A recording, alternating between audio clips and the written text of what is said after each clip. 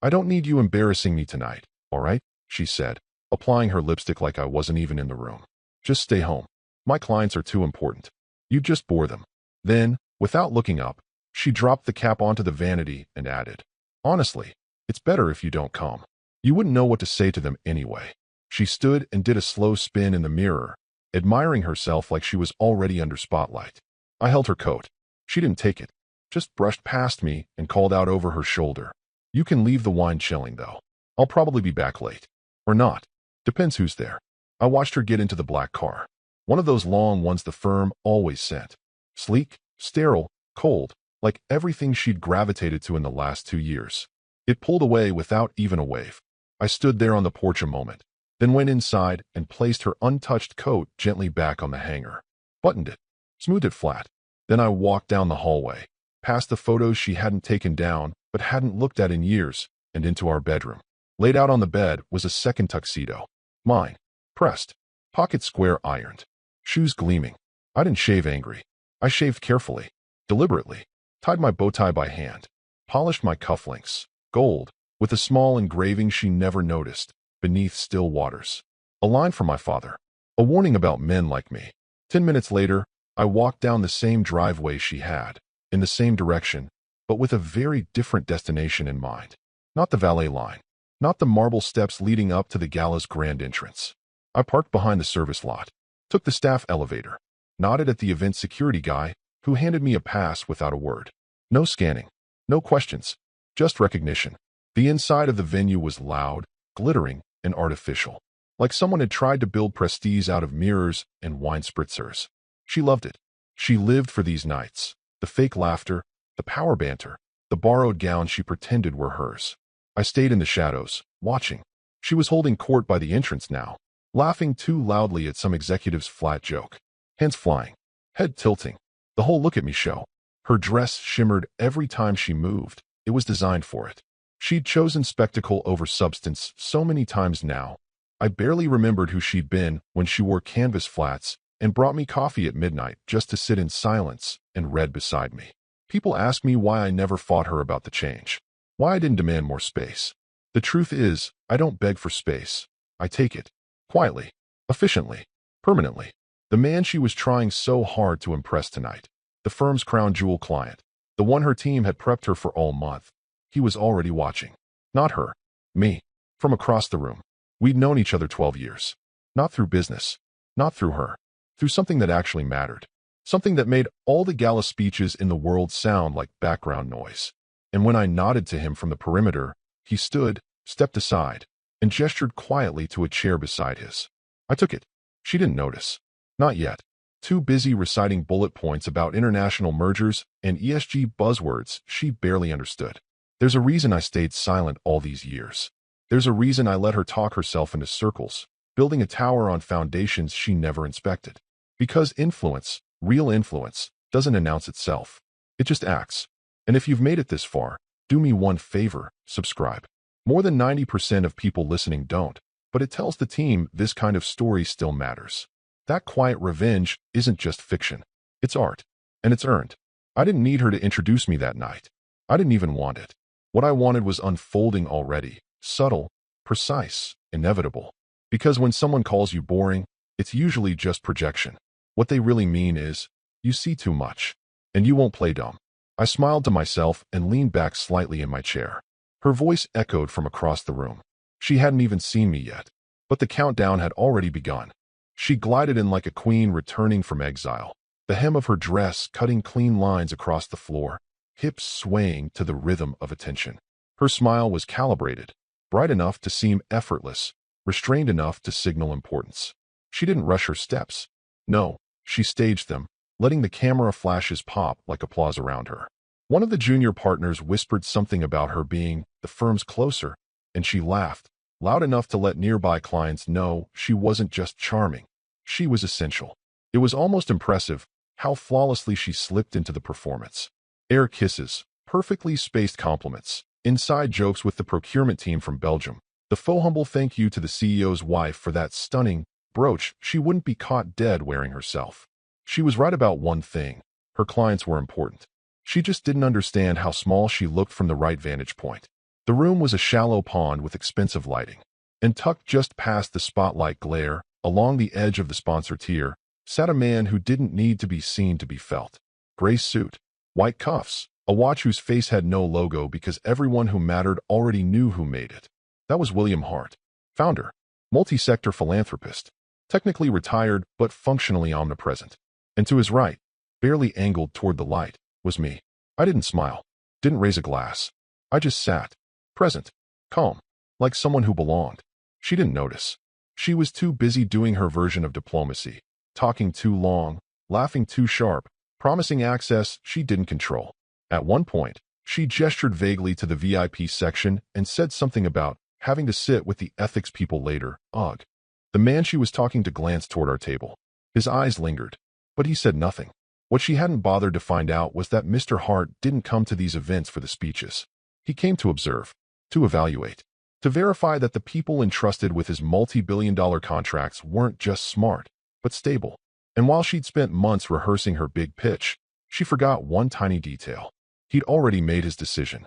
It wasn't based on her PowerPoint, or her client list, or the overpriced hors d'oeuvres she pretended to enjoy. It was based on one night. Years ago, a private evening in a hospital chapel, after a personal loss neither of us spoke about in public. We sat in silence for 3 hours. Not networking, not scheming, just human. That night built a bridge between us. A quiet one, invisible to people like her, who only recognize power when it's wearing a name badge. So when he invited me to tonight's gala, it wasn't about business. It was about finality. We watched her move through the room like a chandelier looking for a ceiling. Shiny, misplaced, beautiful, but fundamentally misused. At one point she paused, sensing something, but she couldn't place it. That strange chill that creeps into a room not from cold air, but from being watched by someone who's already decided your fate. She squinted toward the sponsor tier. Our eyes met. Her brow furrowed. For just a second. Then she shook it off, pivoted toward a new group of guests, and threw her head back in laughter. Too loud. Too soon. One of the VPs next to her flinched. The imbalance had begun. Not with a crash, not with a scene, but with a glance. A moment. Because there are rooms you walk into thinking you own them. And there are rooms where your ownership gets quietly revoked. The ballroom lights dimmed just enough to signal the transition from mingling to seating. Waiters moved like synchronized phantoms, refilling glasses and replacing past trays with printed menus. The MC cleared his throat near the mic. Her cue. She gave a last flash of teeth to a prospect from Berlin and turned, eyes scanning the white and gold seating chart propped on an easel near the entrance. Her finger traced names, lips twitching in satisfaction. There it was, center row, table 1. She was listed third, right after 2 executive VPs, and just before the CMO of the client she'd spent half the year courting. She'd made it. She never noticed the second column. Not because it wasn't visible, but because she didn't expect there to be anything worth noticing. I wasn't supposed to be there, after all. I was the person who would bore them, remember? She glided to table 1, catching smiles, murmuring, thank you, as she passed. The power scent of her perfume trailed behind her like a brand endorsement. When she reached her seat, she barely glanced down before placing her clutch on the charger plate, draping her napkin, and scooting in. If she had really looked, she'd have seen the card across from hers. Heavy, embossed, angled just slightly off-center. Henry Vaughn, Strategic Advisor, Global Ethics Initiative. And below it, in smaller print, Chair's personal invitee. I sat already, posture relaxed, knife aligned perfectly with the plate edge. Mr. Hart was at my right, his hand resting lightly on the arm of the chair, his gaze fixed not on her, but on the stem of his wine glass, as though waiting for the right moment to swirl the truth. She hadn't put 2 and 2 together. Not yet. She thought I'd pulled a petty stunt. That maybe I had snuck in under someone's favor, or, worse, used her name to get a seat. She threw me a brittle smile across the table. Interesting. I didn't know you were, she began, but trailed off as she finally read the placard. That pause. That half-second her eyes lingered, widening just slightly. That was the moment she understood. This wasn't a coincidence. This was architecture. You see, years ago, when Hart lost his daughter to a preventable post-op infection, he didn't hold press conferences. He didn't sue. He quietly founded a parallel review group, an underground ethics initiative, to advise on hidden patterns of misconduct and misrepresentation in healthcare delivery chains. Not for press, not for applause, just for impact. He'd met me through that. I'd written something obscure, buried in a white paper on institutional blind spots and the pathology of corporate ego. He called me the next day. We'd spoken for 4 hours. Over time, he asked for more. More insight. More patterns. More strategies to deflate the hot air balloon of performative leadership in suits too shiny to reflect on themselves. That's why I was here. Not because of her. In spite of her. The gala tonight wasn't just a fundraiser. It was a loyalty test. Hart wanted to see who clung to Flash and who understood foundation, who could read between the PowerPoint slides. And my wife, the woman who'd built her whole persona on optics and client chemistry, was busy posing with the firm's junior rising stars like a magazine spread waiting to be forgotten. Her earlier dismissal of me hadn't gone unnoticed. Hart had seen it. So had the COO, whose daughter interned under me last summer. So had the guest from London whose autistic son I'd once helped place into a school using a network I never spoke about. She didn't realize that her real audience had shifted long before she touched the mic. By the time the salad was served, the table around her was no longer orbiting her voice. It was orbiting silence, the kind that gathers gravity when the right people stop speaking. And across from her, I waited. Not for revenge, for documentation. Because in rooms like this, power doesn't knock. It watches, then writes you down. She was at her peak now, the high point of her orbit, circling the biggest client like she was Jupiter and he was just another moon to capture. Her glass was full, her laugh sharp, rehearsed just enough to seem spontaneous. The string quartet played something vaguely Vivaldi in the background, but she talked over it like it was ambience meant for her stage. The cocktail hour had transitioned to what she called the soft close, the moment she liked to strike with just enough warmth to make a lasting impression, but not so much as to look eager. She was threading her needle now, recounting some half-true anecdote about a merger in Berlin that she'd barely touched but claimed to have navigated personally. The client, Mr. Hart, smiled politely, letting her talk. He had that unsettling habit of seeming gracious while mentally filing each word like evidence. She didn't notice. She never had. She assumed the absence of pushback meant agreement. That's how she built her world. Then he asked the question. So casually it might have seemed like small talk to anyone else. Is your husband here tonight? Her smile tightened. It was barely perceptible, but I knew her face like I knew blueprints, down to the fault lines. She exhaled lightly through her nose, gave a quick scan of the room to be sure no one too senior was listening, and waved her manicured hand dismissively. No, she said. He'd bore you all to death. He's not really made for these things. She said it like a joke, but with just enough venom to leave a stain. She expected a laugh, or a commiserating nod, maybe even the raised eyebrow of shared condescension. What she got was silence. Hart didn't blink, didn't laugh. He just looked at her for a long second, as if remeasuring something that had slipped out of alignment. Then, with the calm of a man who signs billion-dollar terminations before breakfast, he said, "Excuse me. I have something I need to attend to." And that was it. He turned and walked, unhurried, but with purpose, straight toward the side annex where the ethics panel staff had quietly gathered. Most guests didn't even know that table was there. No signage, no fanfare, just a small group of people in matte black suits with no name tags and serious faces. He leaned down, spoke briefly to the woman at the center, and handed her a small envelope. Sealed. No markings. She nodded, took it with both hands. The woman beside her, a regulatory liaison from an outside compliance firm, jotted something into a leather notebook. Another man tapped something into a tablet. This wasn't drama. It was procedure. Across the room, my wife chuckled at something a CMO said and took a sip of wine. No idea that the floor beneath her had just shifted a half-inch. Not enough to notice. Yet. But you know how it is in architecture. A half-inch shift, compounded over structure, becomes a crack. And cracks? They propagate. At that moment, a junior associate tapped her shoulder and whispered something. Her brow furrowed slightly. "What do you mean he's here?" she asked. The associate glanced nervously toward the head table, then back at her. She turned, half expecting some petty disruption. Maybe me lurking with a drink, trying to play clever. But all she saw was a still room. Hart had returned to his seat. I was there beside him. Neither of us was looking at her. That's when it started to itch, this creeping unease she couldn't place. She tried to shake it off, but something about the way the nearby staff began adjusting their headsets, the way the COO didn't return her wave, the way the photographer skipped her table entirely, it all built into a pressure that no amount of charm could dilute. What she didn't know yet, what she couldn't know, was that the envelope Hart submitted contained documentation she'd never even thought to worry about. Because when you build a persona for clients and treat your reality like it's irrelevant, sometimes reality decides to vote. And tonight, it already had. At 6:45 a.m., her phone started vibrating like it was trying to crawl off the nightstand. The screen lit up. Eric Palmer, legal. 3 missed calls. Then another. Then a text. Answer. Now. This is serious. She groaned, still half drunk on Pinot and ego from the night before. Her mascara had smudged along the pillowcase, and the straps of her designer gown were tangled beneath the sheets like confetti from a party she couldn't fully remember. She reached blindly and fumbled the phone to her ear. What? She mumbled, voice dry, scratchy. Eric didn't even greet her. He invoked Clause 5C. Silence. She blinked, trying to decipher the words through the hangover fog.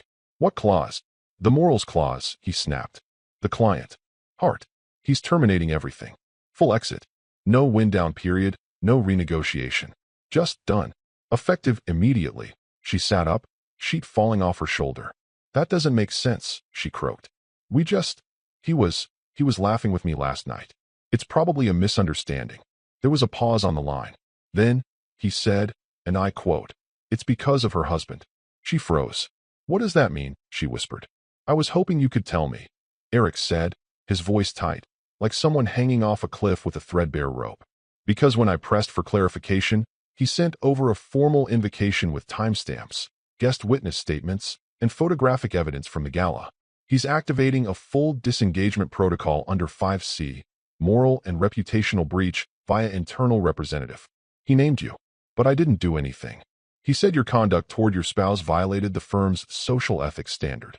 That the language you used last night constituted what he called, let me check, willful social erasure of an internal ethics advisor who was present by personal invitation. She felt like she was falling, like the room tilted 5 degrees left and didn't stop. I didn't even know he was. That's the other thing.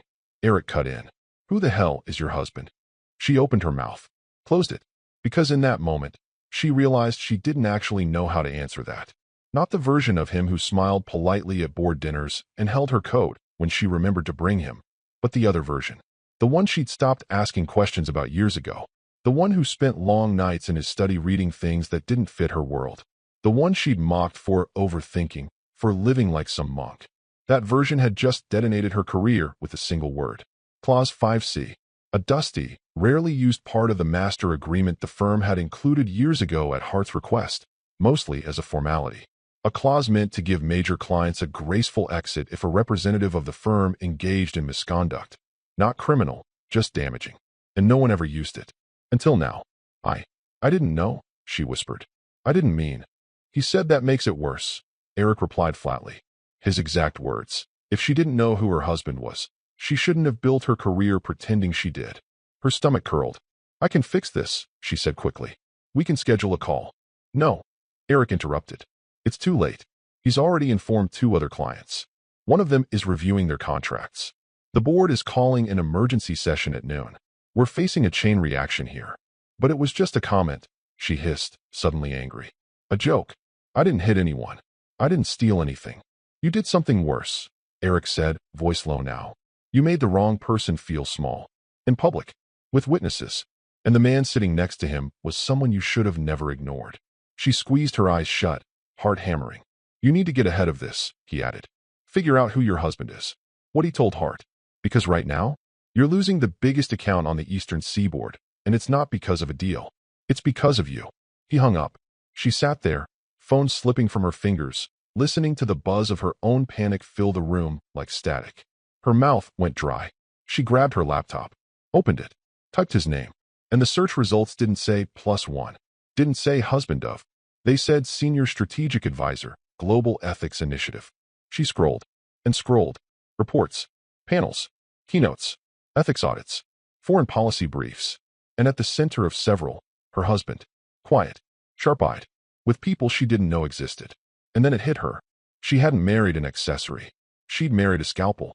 And last night, she handed him the target. By 10:13 a.m., the official letter was already in every partner's inbox. Subject line, Notice of Clause 5C Invocation, Immediate Termination of Engagement. It came from Hart's executive counsel, but the language bore his unmistakable fingerprints. Clinical, quiet, devastating. Not once did it use her name. And yet there was no confusion about who the letter was about. She stood in the conference room, shoulders drawn tight, staring at the printout, as if sheer disbelief could will the ink to evaporate. Eric, the attorney she'd snapped at countless times for over-explaining, now read each line aloud with the cold monotone of a man trying not to internalize the fallout.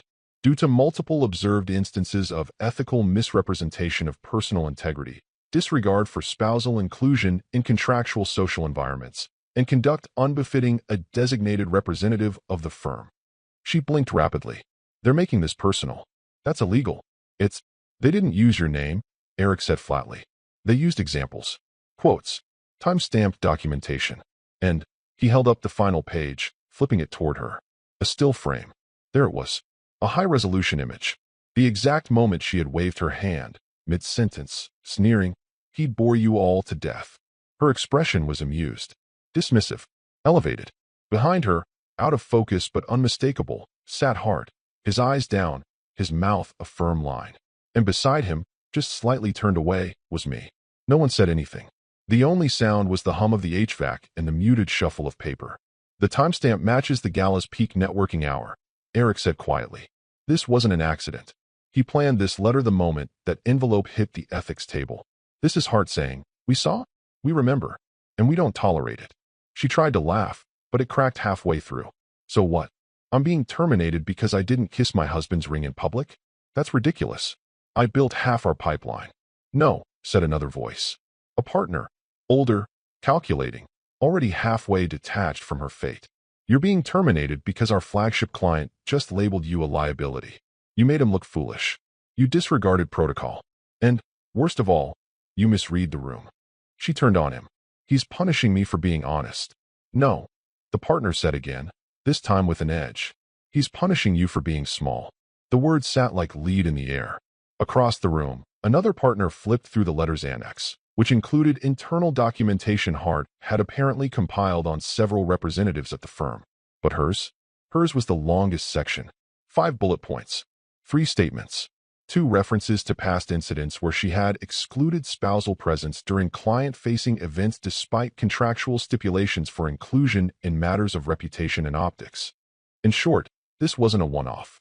This was a pattern they'd missed or ignored because she'd been performing well, bringing in numbers, hosting galas, climbing.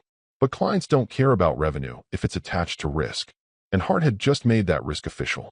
Worse, he'd done it without raising his voice, without filing a complaint. Just a letter, delivered in silence. Like a king revoking a title. Her hands shook now visibly. So what happens next? She asked. No one answered. Not immediately. Then Eric, after a pause, simply said, "That's not up to us anymore." Hart's withdrawal triggers a review of all accounts tied to his portfolio. 3 more clients have already requested meetings. You may have just poisoned half the tree. She looked down at the still frame again. Her perfect wave, captured midair. My head turned away. A single second, frozen forever. Not a scandal. Not a crime.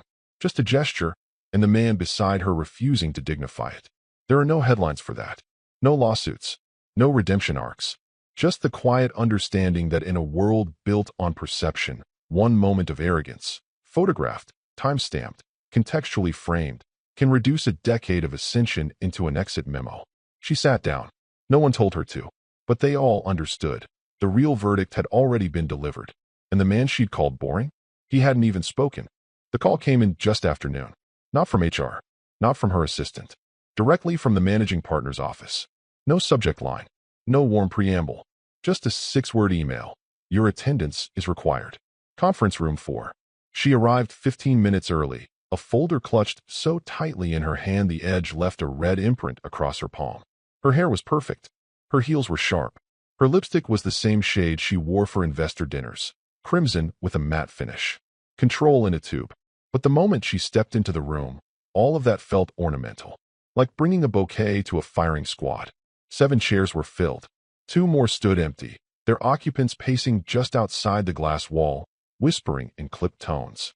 The only person who looked directly at her was the senior partner, Edgar, who had once called her a rising storm in a designer dress. Today he didn't smile. He gestured to the seat across from him. No greetings. No formalities. Just the soft rustle of pages being slid forward. "Walk us through what happened," he said. His voice wasn't cruel. It wasn't even cold. It was bored. She cleared her throat. Tried to sit tall. "I was making conversation. At the gala. The mood was light, cordial. The client asked about my husband. I made a joke. That he bore them to death. It was nothing serious. He wasn't even supposed to be there." The words felt thinner the longer they hung in the air. A junior partner, Stephanie, younger, sharper than she used to be, tilted her head and said, "You do realize your husband was there on a personal invite from Hart himself. That he was seated at the sponsor table. That his title is currently on file as strategic advisor for the Global Ethics Initiative, right?" I found that out afterward," she said. "But it was still just a joke. I didn't think." "That's the problem," Edgar said, tapping a pen against the envelope in front of him. "You didn't think. And it cost us the largest healthcare account on the East Coast." Her stomach dropped. Another partner leaned in. Thomas. Quiet. Razor sharp. No patience for damage control. "We're being investigated," he said slowly, "for a pattern of cultural insensitivity." Hart didn't just walk away. He submitted documentation, photographs, transcripts, witness accounts. "Your gala remarks are now part of an exhibit." "That's absurd," she snapped, standing halfway. It was one sentence. "In a private setting." "No," Stephanie cut in. "It was a public event, paid for by firm funds, governed by a partnership engagement agreement that explicitly outlines conduct expectations when client representatives and their family are present. This wasn't off the record. It was recorded." "I didn't mean." "Intent isn't protection," Edgar said, almost gently. "Especially not when you've established a pattern." She sat down hard. The air sucked from her lungs. "What pattern?" Another envelope was opened. This one thinner, but precise. 3 documented complaints over the past 2 years. All soft. All handled internally. One from a junior associate she'd publicly corrected at a client mixer. Another from a vendor she'd referred to as budget-facing. And the third? From a regional healthcare partner. A woman, pregnant, who she had told to let the men make the hard decisions during a heated negotiation. None of them had stuck. But now they were context. "There's blood in the water," Thomas said. "And Hart's exit gives our competitors every excuse to go digging. We're being asked to submit a statement of values. Internally, publicly. And right now, you are the single largest reputational threat to that alignment." She shook her head, voice cracking. "I didn't know. I didn't know who he was to Hart. I didn't even know he was watching me." "That's the irony," Edgar said. "The person you thought was irrelevant turned out to be the hinge on which the door swung." Silence. Finally, Stephanie leaned forward, softening her voice just enough to twist the blade. "You didn't lose a client. You lost the room. No vote was taken that day. There didn't need to be one." The meeting ended with a single line from Edgar. "We'll be reviewing your equity status in light of these events. Expect formal notification within the week."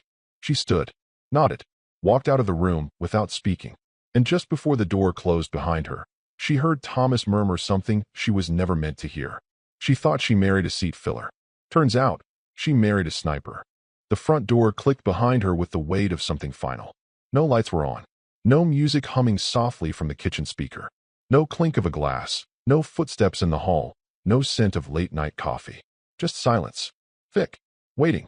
Watching. She stood in the entryway for a few seconds, as if letting her own house assess whether or not she still belonged in it.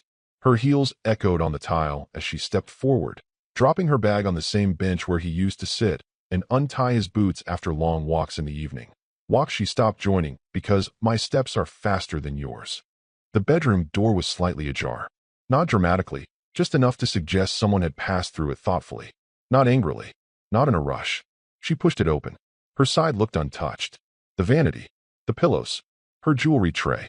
The blazer she'd discarded the night before still draped over the back of the reading chair. But the other half? Cleared. His watch tray was gone. The small bowl where he kept loose change and cufflinks, empty. No toothbrush in the bathroom.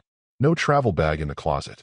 His drawer, the one she always joked was too organized to be normal, stood open hollow, like it had never been used. But it was the closet that landed hardest. His suits, gone. Not messily. Not yanked in some emotional storm. Just gone. As if he'd never existed in the space to begin with. The hangers had been left, evenly spaced, like placeholders in a museum exhibit labeled absence. She staggered slightly as she turned, eyes scanning for something. Anything. to hold on to. That's when she saw the wedding photo was missing. The one in the silver frame that sat on the dresser for 19 years. The one they'd posed for under that ridiculous oak tree he insisted on because roots matter. She hated that tree, said it looked like it belonged in a cemetery. Now the frame was gone. No dust ring, no picture left behind, just a small note, folded in half. She stared at it for a long moment, hands trembling, before picking it up. The paper was thick, heavy stock, like the kind he used for writing to senators or submitting peer-reviewed position statements. His handwriting was unmistakable, sharp, exact, like a blueprint turned to ink. It read, "You had every chance to introduce me. Instead, you erased me. Now it's your name they're removing." There was no signature, just the house key, placed beside it like punctuation. She sank onto the edge of the bed, the paper still in her hand, her mouth dry. Her mind tried to justify, to rewrite, to frame the moment. But there was nothing to spin, nothing to present. She thought about the gala, the way she'd waved him off like a coat check slip. She thought about the client's stare, the partner's words, the legal letter, the time-stamped photo. Then she thought about the man she'd stopped asking questions about. The one she told friends, used to be sharp, but now mostly reads ethics journals. The one she left off invites because he'd just sit there quietly. And she realized he hadn't just left. He'd withdrawn. Strategically. Intentionally. The same way you pull a foundation beam without collapsing the building all at once. Just enough to watch the structure start to slant, until gravity takes care of the rest. The irony wasn't lost on her. She'd spent a decade curating perception, and in less than a week, her entire narrative had been overwritten by the very man she'd cut out of the frame. Not with vengeance, but with accuracy. That night, she didn't sleep. Not because she was sad, because she was irrelevant. And for someone who built a world on being the centerpiece, that's worse than loss. It's erasure. It started with an email. Subject, Q1 planning delay, we'll revisit in March. The tone was polite, non-committal.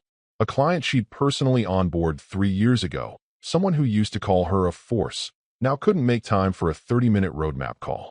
No hard feelings, just rescheduling. Then came a second, different client. Same phrasing.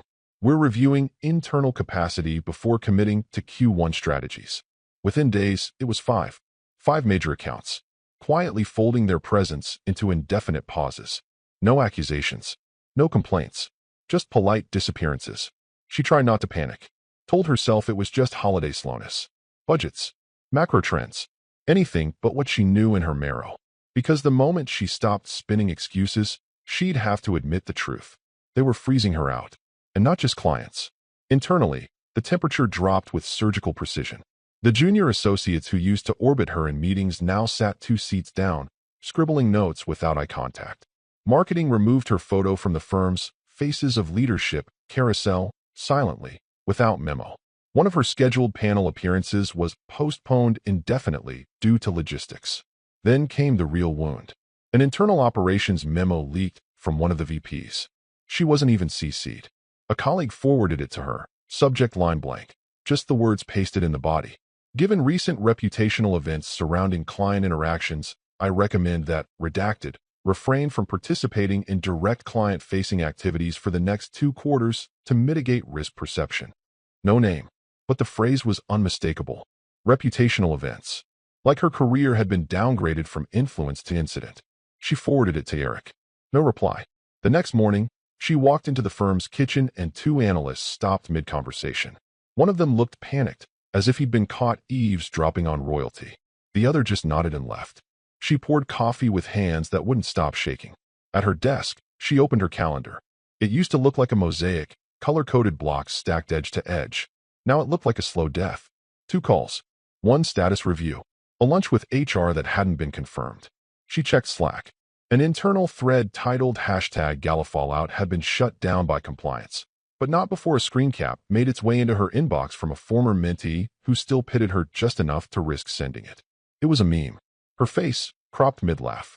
Captioned, "Too important for boredom." Underneath, someone had added, "So important she bored the firm's best client into termination." Another comment just read, "LOL, can we make this the new compliance training cover?" She closed her laptop. Stared out the window for 10 minutes, watching wind push leaves across the parking lot. She wasn't being fired. That would have been a mercy. This wasn't exile. It was evaporation. No announcements. No conclusions. just a steady pull of attention away from her until she was no longer a risk, just a memory. The building she once floated through like a monarch now regarded her like a security threat on probation, too visible to be ignored, too radioactive to be embraced. And still, no one said her name. Not out loud, not in the meetings, not even in the firm-wide quarterly wrap-up where they highlighted client transitions and ethics realignment efforts. She'd been replaced by euphemisms. She opened her email again, stared at the top line. Q1 planning delay, will revisit in March. She read it 4 times, then deleted it. There was nothing left to reply to. 3 months later, in a hotel ballroom 3 states away, her name was spoken again, but not in a way that restored it. The summit was invitation only. Ethics and governance and strategic leadership. 45 speakers over 3 days. 1 keynote slot, reserved for a man most of the attendees didn't know until they Googled him. Henry Vaughn, strategic advisor, Global Ethics Initiative. Former architect, current force. She found out by accident. A former colleague forwarded the summit schedule with a 2-word message. Guess who? At first, she didn't believe it. Then she saw the topic. Integrating silent influence into strategic culture. It sounded like something he'd write. Something he'd say. She told herself not to watch the live stream. But on the second day of the summit, after 2 cups of coffee and a restless morning pacing her apartment, she opened her laptop. He took the stage wearing the same calm expression he used to have reading the newspaper before meetings. No bravado. No applause lines. Just stillness. Gravitas that didn't need decoration. And when he began, he didn't introduce himself with titles. He began with an image. It appeared behind him on the screen, a wide shot of a gala ballroom. She recognized it instantly. The chandeliers, the table numbers, the color palette. Her breath caught before she even saw herself. There she was, frozen in mid-laugh, head thrown back, mouth open, right hand lifted in that careless wave she'd used to dismiss him. To her left, the client, William Hart, stared straight ahead, his posture stiff, expression unreadable. And in the foreground, at the very edge of the frame, barely noticeable unless you were looking for it, a table placard. Strategic Advisor, Global Ethics Initiative. His seat, his title, proof that he had always been invited. Below the image, a caption faded in slowly. 1 line, unattributed. Character is never loud, but it is noticed. There was no mention of her name, no public evisceration, no expose, just the story, stripped down to principles. He spoke for 30 minutes. About accountability, about the silent weight of observation, about how leadership isn't always about who's speaking. It's often about who's being ignored. He described case studies, plural, referenced behavior patterns. Never said her name, never had to, but everyone in that room saw the image. They saw her face, frozen in performance. They saw Hart's silence. They saw the advisor's placard, neatly positioned like punctuation in a sentence she never knew she was writing. And she watched from her apartment, wrapped in a cardigan that still smelled like the perfume she couldn't afford anymore, staring at the screen like it might blink and give her a different ending. But it didn't. He finished his talk to quiet applause. Not thunderous, not dramatic, but respectful, earned. The moderator thanked him. He nodded once, walked off stage, and that was it. She closed the laptop, sat still for a long time. Outside, the world moved on. A delivery truck idled. Someone's dog barked. A train rumbled 2 blocks away. Inside, she sat in the silence of a life she no longer recognized. She had built her entire brand on being the most important person in the room. And now her legacy was a screenshot, a warning, a caption on a slide she never got to approve. She once told him he bored people, but he had outlasted her without saying a word. And that was the part she never saw coming.